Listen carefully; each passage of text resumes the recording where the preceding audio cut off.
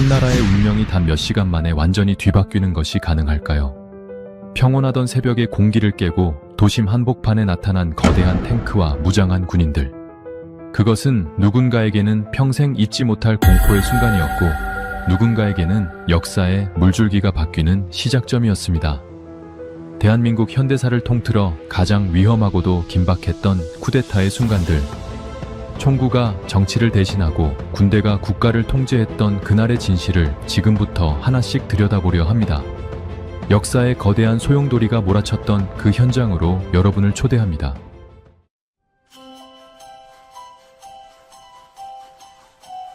대한민국이라는 나라가 세워진 뒤 가장 혼란스러웠던 시기를 꼽으라면 많은 분들이 해방 직후와 6.25 전쟁 이후를 떠올리실 겁니다. 나라를 되찾았다는 기쁨도 잠시였습니다. 우리 민족 앞에는 이념의 대립이라는 거대한 벽이 가로막고 있었습니다. 왼쪽과 오른쪽으로 나뉜 사람들은 서로를 밀어내며 하루도 조용할 날이 없는 시간을 보냈습니다. 전쟁이 끝난 뒤에도 상처는 아물지 않았고 사람들의 삶은 너무나도 피폐했습니다. 길거리에는 먹을 것이 없어 굶주리는 아이들이 가득했고 일자리를 구하지 못한 청년들은 희망을 잃어버린 채 방황했습니다. 정치는 국민들의 눈물을 닦아주지 못했습니다. 대통령이 바뀌고 정부의 형태가 변해도 세상은 여전히 시끄러웠습니다. 당시 정부는 권력을 지키기에만 급급했습니다. 국민들의 목소리에 귀를 기울이기보다는 자신들의 이익을 먼저 생각하는 정치인들이 많았습니다. 정부의 기반은 너무나 약했고 사회의 질서를 바로잡을 힘조차 부족했습니다. 이런 상황 속에서 국민들의 실망감은 커져만 갔습니다.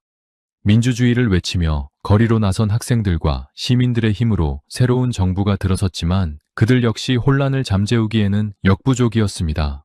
하루가 멀다 하고 열리는 시위와 집회는 사회를 더욱 불안하게 만들었습니다.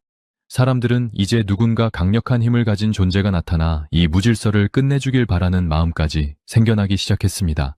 이때 사회의 한 축을 담당하던 군 내부에서도 심상치 않은 기류가 흐르고 있었습니다. 전쟁을 겪으며 우리 군대의 덩치는 몰라보게 커졌습니다. 수십만 명의 젊은이들이 총을 들고 나라를 지키고 있었지만 정작 그들의 처우는 형편없었습니다. 장교들은 진급이 되지 않아 불만이 쌓였고 병사들은 배를 채우기도 힘든 급식을 먹으며 버텨야 했습니다. 군의 수뇌부에서는 부정부패가 판을 쳤고 정직하게 군인의 길을 걷고자 했던 이들은 소외되었습니다. 젊은 장교들은 생각했습니다. 나라를 지키는 우리 군대가 이렇게 썩어 있는데 어떻게 나라의 미래를 맡길 수 있겠느냐는 의문이었습니다. 그들은 정치인들의 무능함을 보며 자신들이 직접 나서야 한다는 위험한 생각을 품기 시작했습니다. 정치권과 군의 관계는 불안하기 짝이 없었습니다. 정치인들은 군을 자신들의 권력을 유지하는 도구로만 생각했습니다. 군의 전문성을 존중하기보다는 인맥과 배경에 따라 요직을 나눠주었습니다. 이에 반발한 젊은 장교들은 비밀리에 모임을 갖기 시작했습니다. 그들은 지금의 정부가 국가의 위기를 해결할 의지도 능력도 없다고 판단했습니다. 특히 경제적인 문제는 심각했습니다. 전쟁의 폐허 위에서 다시 일어서야 했지만 나라가는 비어 있었고 미국의 원조마저 줄어들고 있었습니다. 물가는 자고 나면 올라 있었고 사람들은 당장 내일의 끼니를 걱정해야 했습니다. 이런 경제 붕괴는 사회적 불안을 극도로 끌어올렸습니다. 국제적인 상황도 복잡했습니다. 우리를 돕던 미국의 영향력은 절대적이었지만 당시 미국 정부 역시 한국의 혼란스러운 상황을 우려 깊게 지켜보고 있었습니다. 정부의 통제력이 미치지 않는 공백 상태가 길어지자 사회 곳곳에서는 법보다 주먹이 앞서는 분위기가 만들어졌습니다. 질서는 무너졌고 목소리 큰 사람이 이기는 세상이 된 것 같았습니다. 국민들은 더 이상 국가를 믿지 못하게 되었습니다. 신뢰가 무너진 자리에는 불신과 원망만이 남았습니다. 국가는 중심을 잡지 못하고 흔들리고 있었습니다. 이 무렵 군 내부의 비밀 조직은 구체적인 계획을 세우기 시작했습니다. 그들은 자신들이야말로 이 나라를 구할 유일한 세력이라고 믿었습니다. 엄격한 규율과 조직력을 갖춘 군대가 나서서 정치를 바로잡고 경제를 살려야 한다는 논리였습니다. 이것은 합법적인 절차를 무시하는 위험한 발상이었지만 당시의 극심한 혼란은 그들에게 명분을 제공해 주었습니다. 힘이 모든 것을 결정한다는 분위기가 사회 전반에 퍼져나갔습니다. 대화와 타협보다는 강압적인 통제가 더 효과적일 것이라는 착각이 사람들의 머릿속을 파고들었습니다. 어두운 밤이 지나면 밝은 아침이 와야 하는데 당시 대한민국의 밤은 길고도 차가웠습니다. 정치는 마비되었고 사회는 분열되었으며 경제는 멈춰 서 있었습니다. 국민들은 지쳐갔습니다. 누군가 이 지옥 같은 현실을 끝내준다면 그가 누구든 상관없다는 위험한 생각마저 들 정도로 세상은 어지러웠습니다. 바로 그때 보이지 않는 곳에서 움직이던 탱크와 총구가 조용히 서울을 향하기 시작했습니다. 민주주의의 꽃을 피우기도 전에 차가운 철갑을 두른 군인들이 역사의 전면에 등장할 준비를 마친 것입니다. 이것은 단순한 반란이 아니라 대한민국의 미래를 송두리째 바꿔놓을 거대한 폭풍의 전조였습니다. 권력의 공백을 메우기 위해 움직이는 힘은 무서웠습니다. 아무도 예측하지 못했던 그날의 새벽이 다가오고 있었습니다. 질서를 지켜야 할 군인이 질서를 무너뜨리기로 결심한 순간 대한민국은 가장 위험한 순간을 맞이하게 되었습니다. 평화로운 잠을 자고 있던 시민들은 곧 들이닥칠 변화를 전혀 알지 못했습니다. 정부의 요인들도 군 내부에서 벌어지는 은밀한 움직임을 눈치채지 못했습니다. 모든 준비는 끝났고 이제 반가쇠를 당기는 일만 남았습니다. 국가가 뿌리째 흔들리던 그 시절 우리 역사는 피할 수 없는 선택의 갈림길에 서 있었습니다. 1961년 5월 16일 아직 해가 뜨지 않은 차가운 새벽이었습니다. 서울의 고요한 공기를 가르고 육중한 기계음이 들려오기 시작했습니다. 잠에서 깨지 않은 시민들은 그것이 무엇인지 알지 못했습니다. 하지만 그 소리는 대한민국의 물줄기를 완전히 바꿀 거대한 움직임의 시작이었습니다. 박정희 소장을 중심으로 한 250여 명의 장교와 3,500여 명의 병력이 서울을 향해 전진하고 있었습니다. 그들의 목표는 단 하나였습니다. 무능하다고 판단한 정부를 무너뜨리고 군대가 직접 나라를 이끄는 것이었습니다. 이들은 이미 오래전부터 치밀하게 계획을 세워왔습니다. 약속된 시간에 맞춰 각 부대가 일사불란하게 움직였습니다. 가장 먼저 부딪힌 난관은 서울로 들어오는 길목인 한강다리였습니다. 이곳을 지키고 있던 헌병들은 갑작스러운 군대의 등장에 당황했습니다. 길을 비키라는 요구와 이를 막으려는 자들 사이에 팽팽한 긴장이 감돌았습니다. 결국 총성이 울려 퍼졌습니다. 몇 차례의 교전 끝에 해병대와 공수부대가 다리를 장악했고 탱크들이 요란한 소리를 내며 다리를 건너 서울 시내로 진입했습니다. 이것은 단순한 군부대의 이동이 아니라 국가의 심장을 겨눈 물리적인 힘의 행사였습니다. 서울 시내에 들어온 병력들은 주요 거점을 하나둘씩 점령해 나갔습니다. 가장 먼저 향한 곳 중 하나는 남산에 있는 방송국이었습니다. 정보를 장악하는 것이 무엇보다 중요했기 때문입니다. 군인들은 총을 든 채 방송실로 들이닥쳤습니다. 직원들은 공포에 떨며 자리를 비켜주어야 했습니다. 새벽 5시가 되자 라디오 스피커를 통해 낯선 목소리가 흘러나왔습니다. 군사혁명위원회가 조직되었으며 육해공군 장병들이 걸기하여 입법과 사법 그리고 행정의 3권을 장악했다는 내용이었습니다. 평범한 아침을 준비하던 국민들은 라디오에서 흘러나오는 이 믿기지 않는 소식에 귀를 의심했습니다. 동시에 군인들은 정부의 상징인 중앙청과 치안을 담당하는 시청 등을 장악했습니다. 군홧발 소리가 건물을 가득 채웠고 주요 길목마다 탱크가 배치되었습니다. 당시 나라를 책임지고 있던 장면, 내각은 속수무책이었습니다. 총리는 소식을 듣고 급히 몸을 숨겼고 장관들은 연락이 닿지 않았습니다. 지휘 체계가 무너진 정부는 아무런 대응을 할 수 없었습니다. 경찰들 역시 강력한 화력으로 무장한 군대 앞에서 무력해졌습니다. 단 몇 시간 만에 서울의 주요 행정 기능은 완전히 마비되었습니다. 병력을 이끈 이들은 즉시 계엄령을 선포했습니다. 모든 정치 활동은 금지되었고 언론은 검열을 받게 되었습니다. 밤늦게까지 밖을 다니는 것도 허용되지 않았습니다. 거리 곳곳에는 무장한 군인들이 서 있었고 시민들은 불안한 눈빛으로 상황을 지켜볼 수밖에 없었습니다. 군은 자신들의 행동을 정당화하기 위해 혁명 공약이라는 것을 발표했습니다.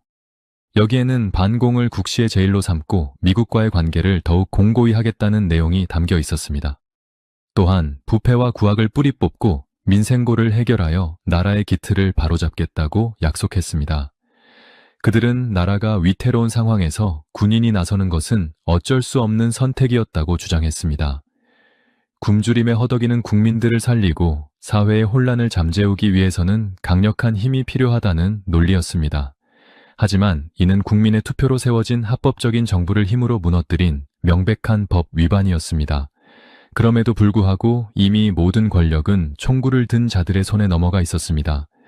정부의 요인들은 체포되거나 가택 연금 상태에 놓였고 군사혁명위원회가 사실상 유일한 통치기구가 되었습니다.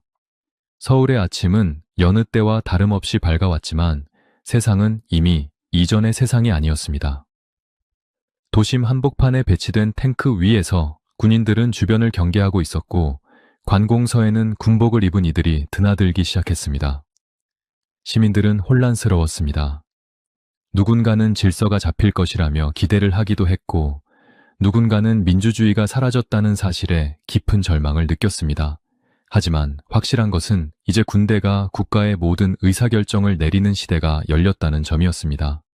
당시 군 내부에서도 모든 이들이 움직임에 동의한 것은 아니었습니다. 하지만 지휘권을 장악한 쿠데타 세력은 반대파들을 빠르게 제압했습니다.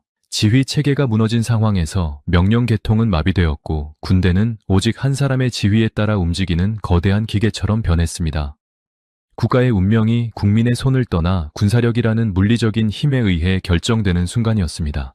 이것은 대한민국 현대사에서 지울 수 없는 큰 흔적을 남기게 되었습니다.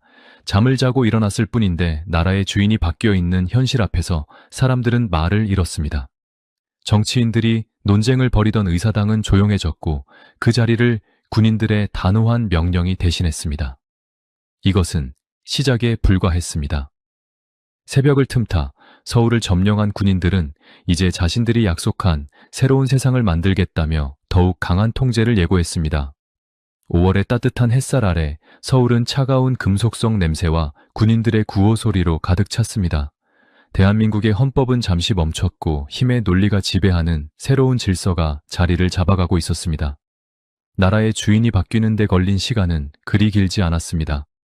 단 몇 시간 만에 대한민국의 모든 행정망과 지휘체계는 마비되었고 권력의 중심은 청와대가 아닌 탱크가 서 있는 거리로 옮겨졌습니다. 전 세계 역사상 이렇게 빠르고 조직적으로 정권이 바뀐 사례는 찾아보기 힘들 정도입니다. 왜 당시 정부와 군대는 이토록 허무하게 무너졌을까요? 그 이유는 내부의 혼란과 결정적인 판단의 부재에 있었습니다. 가장 먼저 군 내부의 지휘체계가 종잇장처럼 구겨졌습니다. 육군 본부와 주요 부대장들은 새벽에 날아든 보고를 받고도 이것이 실제 상황인지 믿지 못했습니다. 서로 연락을 주고받으며 상황을 파악하는 사이 이미 쿠데타 병력은 서울의 주요 길목을 차단했습니다. 명령을 내려야 할 높은 장군들은 갈팡질팡했고 현장의 병사들은 누구의 말을 들어야 할지 몰라 혼란에 빠졌습니다. 군대의 생명인 일사불란한 지휘권이 순식간에 사라져버린 것입니다. 정치 지도부의 무력함은 더욱 심각했습니다. 당시 국정을 책임지고 있던 장면 총리는 총성이 들리자 급히 숙소를 빠져나와 몸을 숨겼습니다. 한 나라의 행정 수반이 행방불명되면서 정부는 명령을 내릴 머리를 잃은 셈이 되었습니다. 장관들은 각자 흩어졌고 누구 하나 책임지고 나서서 군대를 막으려 하지 않았습니다. 민주주의를 지키겠다고 약속했던 정치인들이 정작 위기의 순간에는 아무런 힘도 쓰지 못한 채 흩어지고 말았습니다. 치안을 책임져야 할 경찰 조직도 마찬가지였습니다. 서울 시내에는 수만 명의 경찰관이 있었지만 그들은 중무장한 군인들과 탱크 앞에서는 속수무책이었습니다. 총을 든 군인들이 경찰서와 주요 공공기관을 점령할 때 경찰들은 저항하기보다 지시를 따르는 쪽을 택했습니다.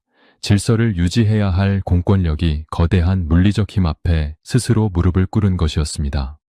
이로써 국가의 모든 방어막이 한꺼번에 사라지는 초유의 사태가 벌어졌습니다. 더욱 놀라운 사실은 이 모든 과정에서 국민들의 저항이 거의 없었다는 점입니다. 시민들은 오랜 기간 이어진 정치적 혼란과 가난에 지쳐 있었습니다. 아침에 일어나 군인들이 거리를 점령한 것을 보았을 때 사람들은 공포를 느끼면서도 한편으로는 이 지긋지긋한 혼란이 끝날지도 모른다는 묘한 기대감을 가졌습니다. 민주주의라는 가치보다 당장의 밥그릇과 사회적 안정이 더 절실했던 시절이었기 때문입니다. 역설적이게도 국민들의 침묵은 쿠데타 세력에게 가장 큰 힘이 되었습니다. 국제관계에서도 기묘한 상황이 연출되었습니다. 당시 한국에 머물던 미군 지휘관들은 쿠데타 소식을 듣고 크게 당황했습니다. 그들은 한국의 합법적인 정부를 지지해야 한다는 원칙을 가지고 있었지만 이미 서울이 장악된 상태에서 섣불리 움직일 수 없었습니다. 미국 정부 역시 한국의 상황을 관망하는 태도를 보였습니다. 만약 미군이 즉각적으로 개입했다면 상황은 달라졌겠지만 그들은 한국군 내부의 문제라며 거리를 두었습니다. 외부의 지원마저 끊긴 정부는 완전히 고립되었습니다. 쿠데타 세력은 이 틈을 놓치지 않았습니다. 그들은 방송국을 통해 자신들의 정당성을 끊임없이 홍보했고 중앙정부의 모든 서류와 도장을 확보했습니다. 은행에 돈줄을 죄고 통신망을 장악하여 반대 세력이 목소리를 내지 못하게 만들었습니다. 주요 시설을 점령하는 데는 반나절도 걸리지 않았습니다. 사람들은 점심 식사를 마치고 나올 때쯤 이미 세상이 바뀌었다는 것을 실감해야 했습니다. 오후가 되자 육군사관학교 생도들이 시가 행진을 벌이며 쿠데타 지지를 선언했습니다. 이 장면은 대중에게 결정적인 영향을 주었습니다. 나라의 엘리트라고 불리던 젊은 사관생도들까지 나선 것을 보고 사람들은 이제 대세가 기울었음을 직감했습니다. 합법적인 절차를 거치지 않은 권력 탈취였지만 그것은 너무나도 빠르고 정교하게 진행되어 누구도 되돌릴 엄두를 내지 못했습니다. 결국 하루 만에 대한민국의 권력은 완전히 전환되었습니다. 대통령은 상징적인 존재로 남았고 모든 실권은 군인들이 만든 위원회로 넘어갔습니다. 투표로 뽑은 대표들이 힘을 잃고 총을 든 이들이 법을 만드는 시대가 도래한 것입니다. 이것은 대한민국 역사상 가장 빠른 정권 붕괴로 기록되었습니다. 단 몇 시간의 침묵과 방관 그리고 치밀한 무력 행사가 한 나라의 운명을 180도 바꿔놓은 순간이었습니다. 우리는 이 과정에서 국가라는 시스템이 얼마나 쉽게 무너질 수 있는지를 보았습니다. 지휘체계가 붕괴하고 지도자가 책임을 회피할 때 민주주의라는 단단해 보이던 성벽은 모래성처럼 씻겨 내려갔습니다. 무력으로 권력을 잡은 이들은 이제 자신들의 방식대로 나라를 개조하기 시작했습니다. 질서와 재건이라는 이름 아래 수많은 변화가 예고되었습니다.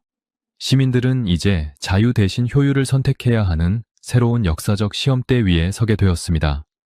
1979년 10월 26일 대한민국을 오랫동안 이끌던 박정희 대통령이 갑작스럽게 서거하면서 나라는 큰 충격에 빠졌습니다. 국가의 가장 높은 지도자가 사라진 상황에서 사회는 앞날을 알 수 없는 안개 속에 갇힌 것과 같았습니다. 이때 군대 내부에서는 보이지 않는 권력의 움직임이 시작되고 있었습니다. 당시 보안사령관이라는 직책을 맡고 있던 전두환 장군이 합동수사본부장이 되어 대통령 시해 사건의 수사를 책임지게 되었습니다. 수사권을 쥐게 된 것은 곧 엄청난 정보를 독점하고 군과 사회 전반에 영향력을 행사할 수 있다는 뜻이기도 했습니다. 전두환 장군을 중심으로 한 군대 내의 사조직이었던 하나회 회원들은 이 기회를 놓치지 않고 자신들이 주도권을 잡기 위한 계획을 세우기 시작했습니다. 이들은 스스로를 신군부라 부르며 기존의 군 수뇌부와 대립하기 시작했습니다. 그 중심에는 육군참모총장이자 계엄사령관이었던 정승화 장군이 있었습니다. 정승화 총장은 군대가 정치에 개입하는 것을 경계하며 군 본연의 임무에 충실해야 한다고 믿었던 인물이었습니다. 그는 수사 과정에서 지나치게 큰 권한을 행사하는 신군부 세력을 견제하려 했고 전두환 장군을 다른 보직으로 옮기려는 구상까지 하고 있었습니다. 이러한 움직임을 눈치챈 신군부 세력은 먼저 손을 쓰기로 결심했습니다. 그들은 12월 12일을 거사일로 정하고 정승화 총장을 강제로 연행할 계획을 세웠습니다. 명분은 대통령 시하의 사건에 총장이 연관되어 있을지도 모른다는 의혹에 대한 조사였지만 이는 사실상 군대 내부의 반란을 의미하는 것이었습니다. 12월 12일 저녁 서울의 분위기는 평소와 다를 바 없이 평온해 보였습니다. 하지만 경복궁 근처에 있는 보안사령부 분실에는 신군부 세력의 주요 인물들이 속속 모여들고 있었습니다. 그들은 비밀리에 작전을 시작했습니다. 저녁 7시경 무장한 군인들이 정승화 총장의 공관으로 들이닥쳤습니다. 총장을 모시고 가야 한다는 요구와 이를 막으려는 경비병력 사이에 거친 실랑이가 벌어졌습니다. 고요했던 공관 주변에 갑자기 날카로운 총성이 울려 퍼졌습니다. 대한민국 육군의 수장이 자신의 부하들에 의해 강제로 끌려가는 전대미문의 사건이 발생한 것입니다. 이 과정에서 총장을 지키던 비서실장과 경비병들이 총에 맞아 부상을 당하거나 목숨을 잃는 안타까운 상황이 벌어졌습니다. 이 소식은 즉시 육군본부와 국방부에 전달되었습니다. 하지만 신군부는 이미 치밀하게 준비를 마친 상태였습니다. 그들은 군 통신망을 도청하며 상대방의 움직임을 훤히 들여다보고 있었습니다. 서울의 치안과 방어를 책임지고 있던 장태환 수도경비사령관은 이 소식을 듣고 크게 분노했습니다. 그는 즉시 부대원들에게 출동 명령을 내리고 반란군을 진압하려 했습니다. 하지만 하나회 소속의 부하들이 그의 명령을 따르지 않거나 교묘하게 방해하면서 진압작전은 차질을 빚었습니다. 군대의 명령체계가 완전히 무너져 내린 것입니다. 장태환 사령관은 끝까지 저항하며 반란 세력을 막으려 했지만 그를 도울 병력은 점점 줄어들고 있었습니다. 신군부 세력은 더 큰 도박을 감행했습니다. 전방을 지켜야 할 부대들을 서울로 불러들인 것입니다. 노태우 장군이 이끌던 제9보 병사단의 병력과 전차들이 파주에서 서울을 향해 내려오기 시작했습니다. 북한의 위협을 막아내야 할 최전방의 핵심 부대가 동료 군인들을 공격하기 위해 자리를 비운 것입니다. 이는 국가안보를 심각하게 위협하는 매우 위험한 결정이었습니다. 또한 공수특전여단들도 반란 세력의 지시에 따라 서울의 주요 거점을 점령하기 위해 이동했습니다. 시민들은 영문도 모른 채 도심을 지나가는 탱크와 장갑차를 보며 공포에 떨어야 했습니다. 서울 한복판은 실제 전쟁터를 방불케 하는 긴장감으로 가득 찼습니다. 정식 지휘 계통을 따르던 장군들은 육군본부와 국방부로 모여 대책을 논의했습니다. 하지만 신군부의 병력은 이미 국방부 건물 앞까지 들이닥쳤습니다. 자정이 넘은 시각 국방부와 육군본부 내부에서는 실제 교전이 벌어졌습니다. 군인들이 자신들의 동료를 향해 총을 쏘는 비극적인 장면이 연출되었습니다. 국방부 장관은 소란을 피해 몸을 숨겼다가 나중에야 나타났고 대통령이었던 최규하 역시 군 내부의 갈등에 단호하게 대처하지 못했습니다. 신군부는 대통령에게 정승화 총장의 체포를 허가해달라고 거듭 압박했습니다. 대통령은 국방부 장관의 정식 보고가 있어야 한다며 버텼지만 이미 총은 발사되었고 상황을 되돌리기에는 늦어버린 상태였습니다. 새벽이 깊어갈수록 상황은 신군부 세력에게 유리하게 흘러갔습니다. 서울의 주요 길목을 차단한 그들은 육군본부와 국방부를 완전히 장악했습니다. 끝까지 반란에 맞서 싸우려 했던 정직한 군인들은 하나둘씩 체포되거나 무장 해제를 당했습니다. 장태환 사령관 역시 자신의 사무실에서 신군부 병력에 의해 체포되었습니다. 그는 끝까지 군인의 명예를 지키려 했지만 물리적인 힘 앞에서는 어쩔 수 없었습니다. 대한민국 군대의 심장부가 법과 절차를 무시한 소수의 비밀 조직에 의해 점령당한 것입니다. 이는 단순한 권력 다툼을 넘어 국가의 기강을 뿌리째 흔드는 행위였습니다. 다음 날 아침 해가 떠올랐을 때 서울은 다시 조용해졌습니다. 하지만 그 침묵은 평화가 아니었습니다. 군대의 실권은 이제 신군부의 손으로 완전히 넘어갔습니다. 그들은 정당한 절차를 거치지 않고 오직 총구의 힘으로 대한민국 군대를 지배하게 되었습니다. 대통령의 결재는 이미 모든 상황이 끝난 뒤에 강요에 가까운 형태로 이루어졌습니다. 12월 12일 그 긴박했던 하룻밤 동안 대한민국은 또 한 번의 큰 상처를 입었습니다. 민주주의로 나아가려던 국민들의 희망은 잠시 멈추게 되었고 군대가 국가의 운명을 좌우하는 어두운 그림자가 다시 드리워지기 시작했습니다.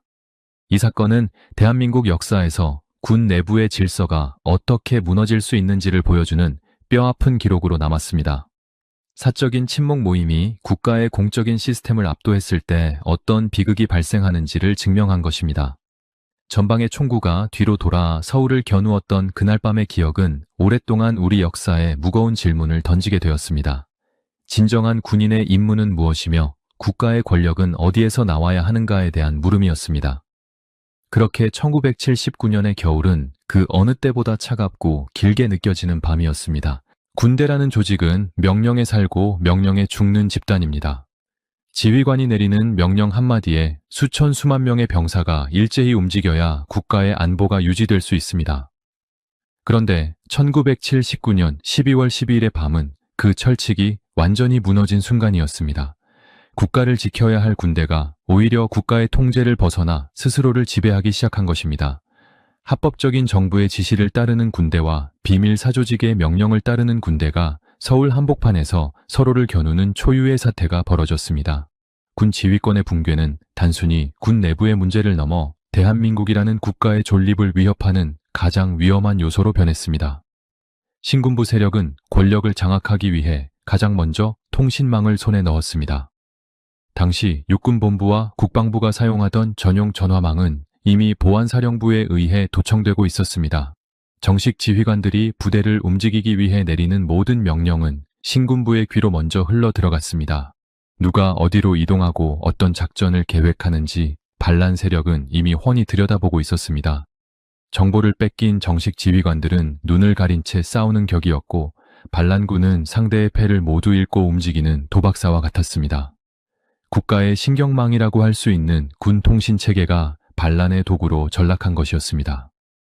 이러한 상황 속에서 군 내부의 분열은 걷잡을 수 없이 심해졌습니다.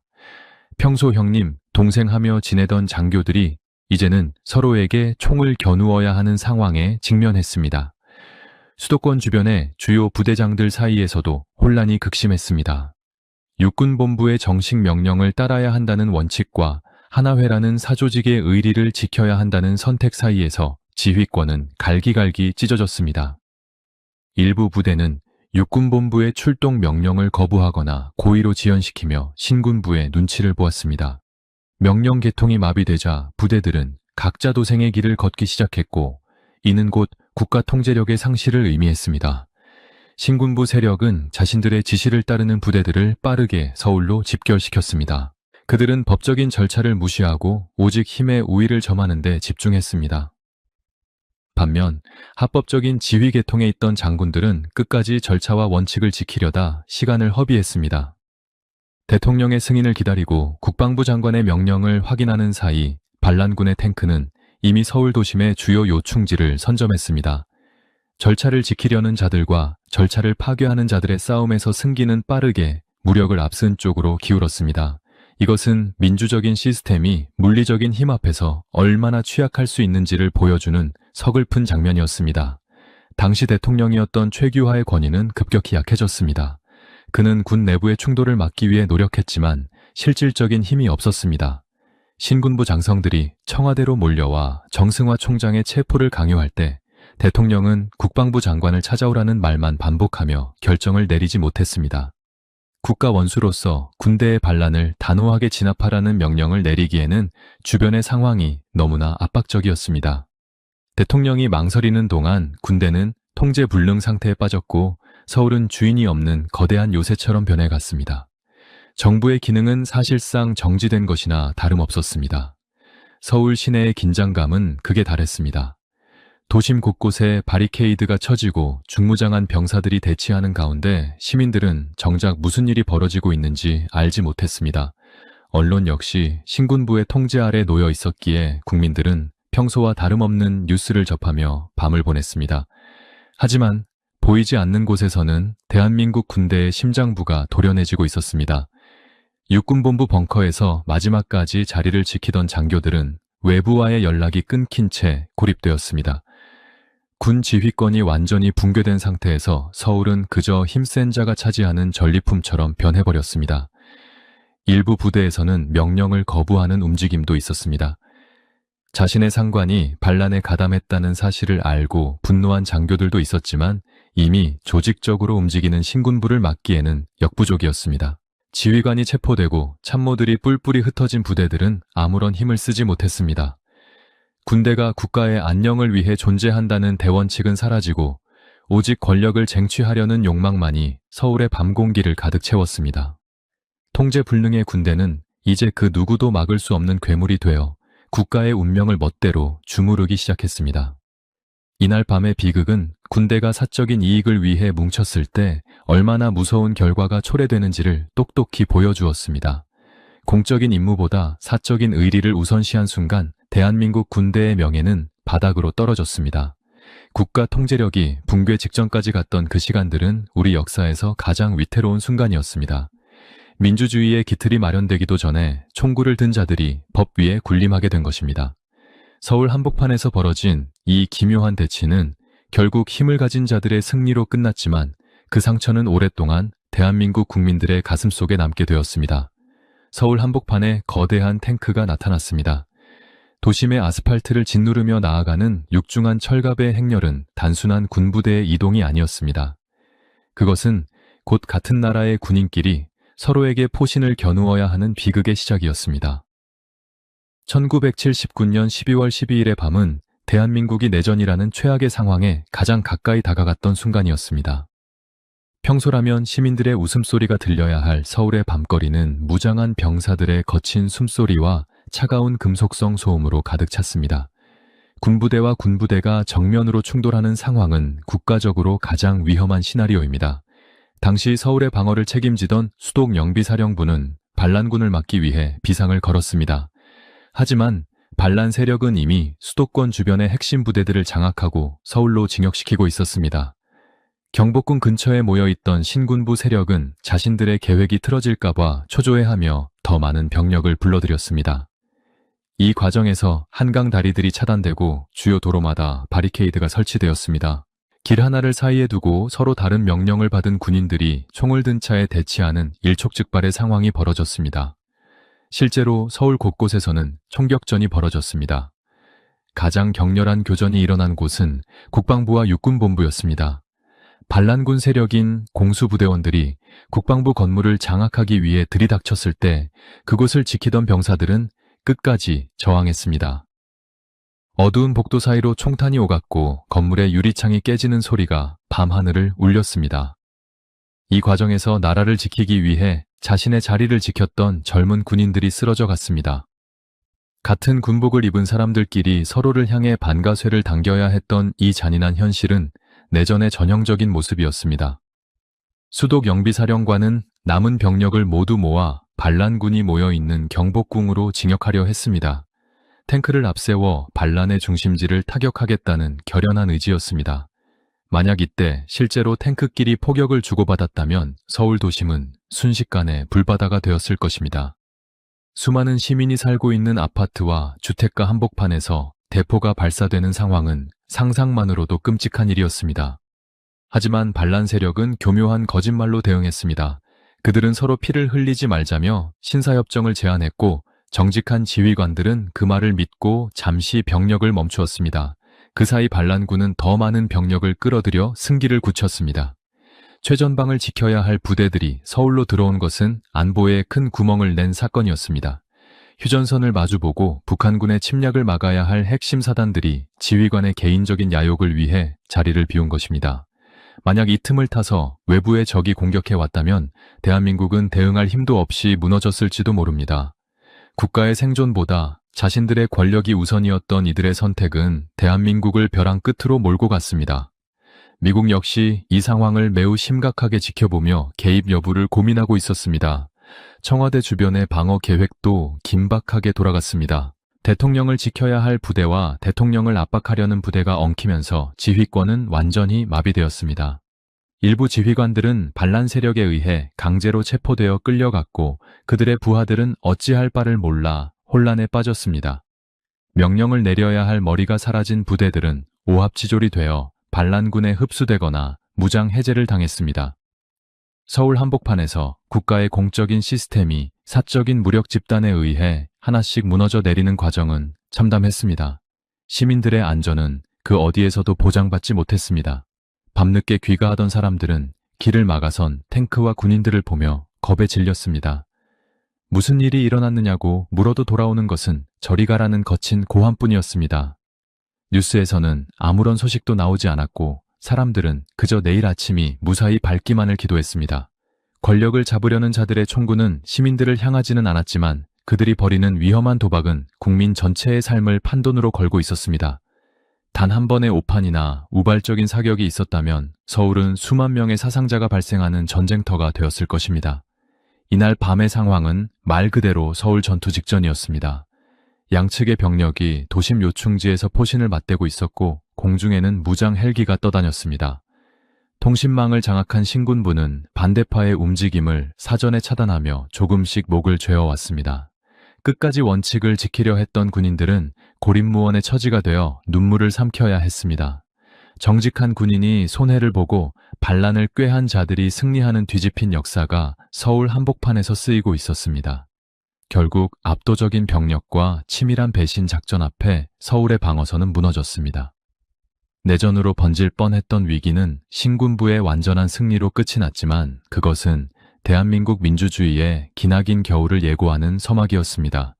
총칼로 잡은 권력은 정당성을 가질 수 없었기에 이후 더 큰 사회적 비용과 희생을 치러야만 했습니다. 서울의 밤을 갈랐던 그 수많은 총성은 우리 역사에 지울 수 없는 깊은 흉터를 남겼습니다. 힘이 곧 정의가 되는 세상을 만들기 위해 동료의 가슴에 총을 겨누었던 그날의 기억은 지금도 우리에게 국가의 진정한 주인이 누구인지를 묻고 있습니다.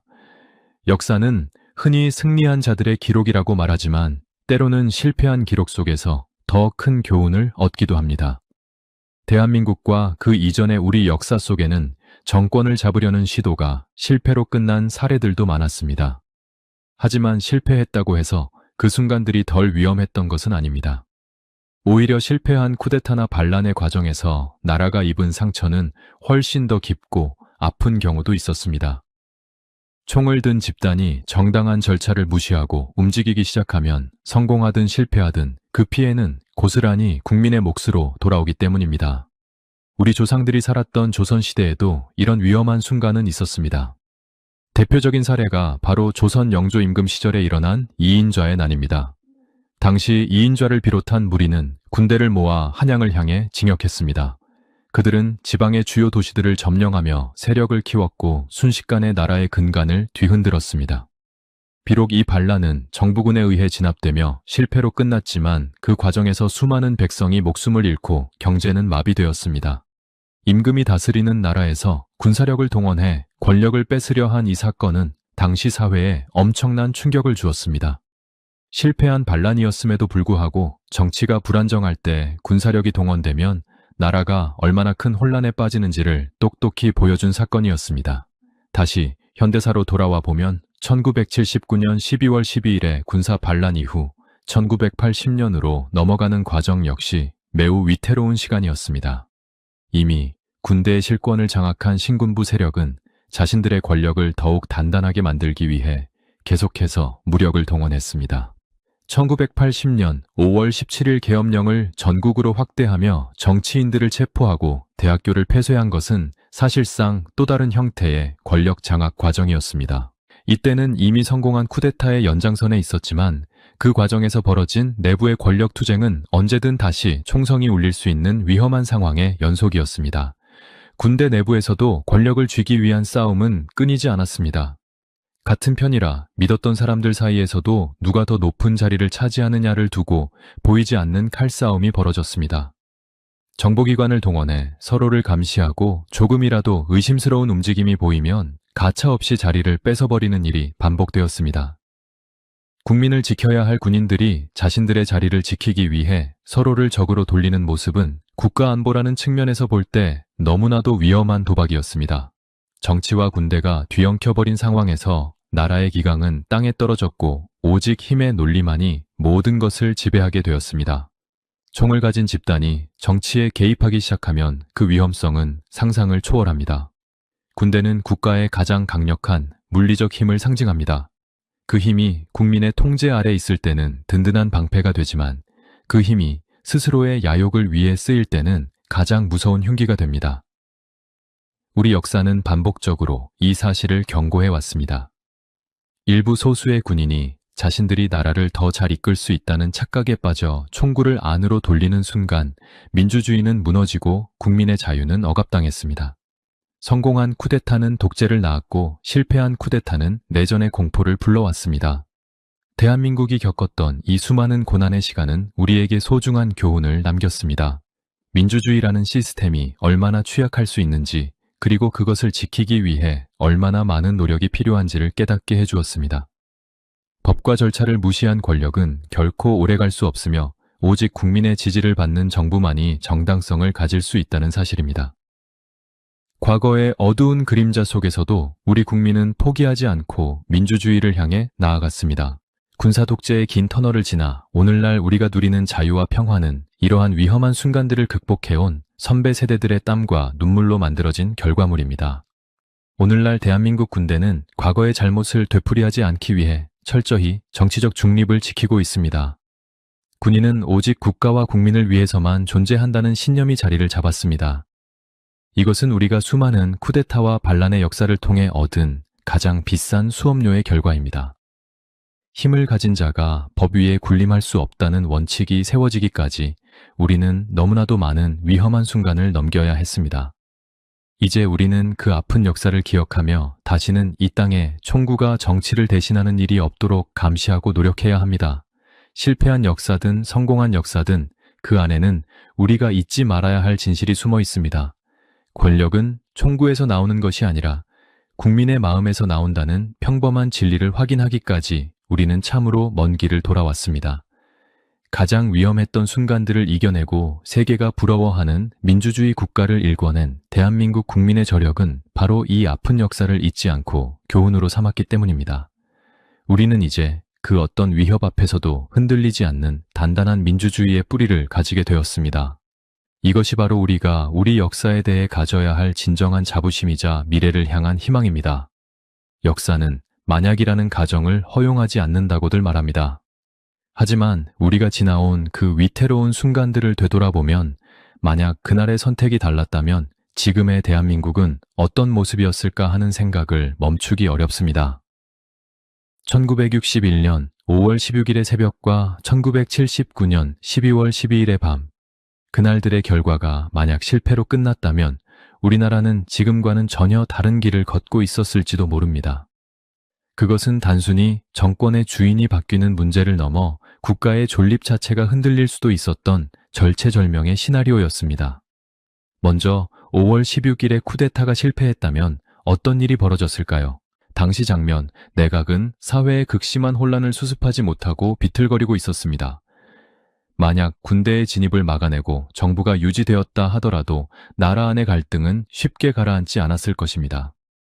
오히려 쿠데타를 시도했던 세력과 이를 진압한 세력 사이의 끊임없는 권력 다툼으로 인해 더 큰 내전의 위기에 빠졌을 가능성이 큽니다. 당시 우리나라는 세계에서 가장 가난한 나라 중 하나였고 국민들은 당장의 끼니를 걱정해야 했습니다. 정치가 제 역할을 하지 못하고 사회가 마비된 상태가 길어졌다면 우리는 경제 성장의 기회조차 얻지 못한 채 가난의 굴레에서 벗어나지 못했을지도 모릅니다. 특히 북한의 존재는 가장 큰 변수였습니다. 남한 내부에서 군대가 갈라져 서로 총을 겨누고 정부의 통제력이 완전히 상실된 틈을 타서 북한이 다시 한번 무력 침공을 감행했을 위험이 매우 높았습니다. 6.25 전쟁의 상처가 채 아물기도 전에 또다시 전쟁의 포화 속에 휩싸였다면 지금의 번영은 상상조차 할 수 없었을 것입니다. 국가 붕괴라는 최악의 시나리오가 현실이 되었을 수도 있었던 순간이었습니다. 우리가 오늘날 누리는 경제 발전의 기틀이 마련되기까지 그 위험한 고비를 넘겨야 했던 것입니다. 12월 12일에 군사 반란이 실패했다면 어땠을까요? 서울 한복판에서 벌어진 군 부대 간의 대치가 실제 대규모 교전으로 번졌다면 그 피해는 고스란히 서울 시민들의 몫이 되었을 것입니다. 수도권의 핵심 병력들이 서로를 공격하며 군 지휘 체계가 완전히 무너졌다면 전방의 방어선은 텅 비게 되었을 것이고 이는 곧 국가 안보의 치명적인 공백을 의미했습니다. 미군 역시 한국군 내부의 내전을 막기 위해 강제로 개입했을 것이며 이 과정에서 대한민국의 주권은 크게 훼손되었을 가능성이 큽니다. 군 내부의 분열이 장기화되었다면 우리 군은 신뢰를 잃고 다시 일어서는데 아주 오랜 시간이 걸렸을 것입니다. 만약 이 모든 쿠데타들이 실패하고 민주주의가 곧바로 꽃을 피웠다면 어땠을까 하는 희망 섞인 가정도 해봅니다. 하지만 당시의 시대적 상황은 그리 녹록지 않았습니다. 민주주의라는 제도를 지탱할 수 있는 경제적 기반과 사회적 성숙도가 부족했던 시절이었습니다. 권력의 공백이 생길 때마다 또 다른 힘을 가진 세력이 나타나 똑같은 시도를 반복했을지도 모릅니다. 역사는 우리가 원치 않는 방향으로 흘러가기도 하지만 그 굴곡진 길 위에서도 대한민국은 꿋꿋하게 자신만의 길을 찾아왔습니다. 경제 발전의 경로 역시 완전히 달라졌을 것입니다. 강력한 국가 주도의 경제 개발 계획이 없었다면 우리는 한강의 기적이라 불리는 놀라운 성장을 이루지 못했을 수도 있습니다. 물론 그 과정에서 민주주의가 지연되고 많은 희생이 뒤따랐던 것은 가슴 아픈 사실입니다. 하지만 그 모진 풍파를 견뎌내며 우리 국민들은 결국 스스로의 힘으로 민주화를 쟁취해냈습니다. 쿠데타가 일어났던 그날의 선택들이 옳았느냐 틀렸느냐를 떠나서 그 위기의 순간들을 지나오며 우리 국민들이 보여준 끈기와 저력은 정말 위대한 것이었습니다. 대한민국은 단 하루 만에 나라의 운명이 바뀌는 급박한 순간들을 여러 번 넘겼습니다. 총구가 정치를 대신하던 어두운 시절을 지나 이제는 세계가 부러워하는 민주주의와 경제 발전을 동시에 이룬 나라가 되었습니다. 만약 그날들이 실패했다면 혹은 일어나지 않았다면 하는 수많은 가정이 있지만 분명한 사실은 우리가 그 모든 혼란을 딛고 지금 이 자리에 서 있다는 것입니다.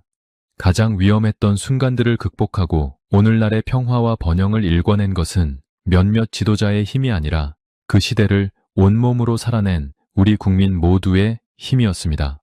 우리는 역사를 통해 배웁니다. 힘으로 얻은 권력은 정당성을 갖기 어렵고 국민의 마음을 얻지 못한 통치는 결국 무너진다는 진리를 말입니다. 가장 위험했던 쿠데타의 순간들은 우리에게 민주주의가 얼마나 소중한 보물인지를 다시 한번 일깨워줍니다. 평온한 오늘을 살고 있는 우리에게 그날의 기억은 단순한 과거가 아닙니다. 다시는 그런 비극과 위험이 반복되지 않도록 나라를 사랑하고 민주주의를 지켜나가야 한다는 엄중한 명령과도 같습니다.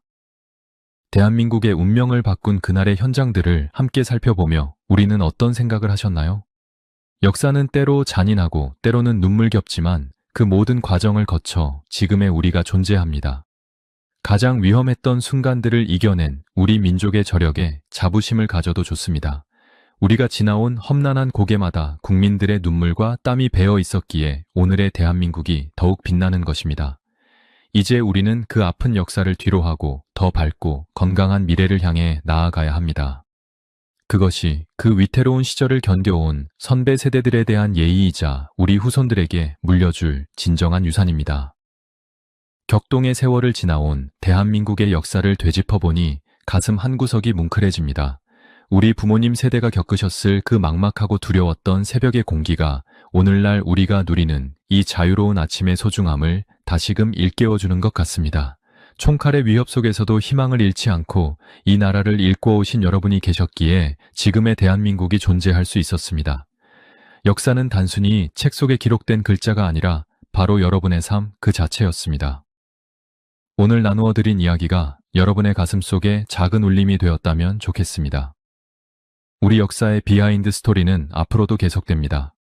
더 흥미롭고 깊이 있는 이야기로 다시 찾아뵙겠습니다. 오늘 영상이 유익하셨다면 구독과 좋아요 부탁드립니다. 여러분의 따뜻한 댓글 한 줄은 저에게 큰 힘이 됩니다.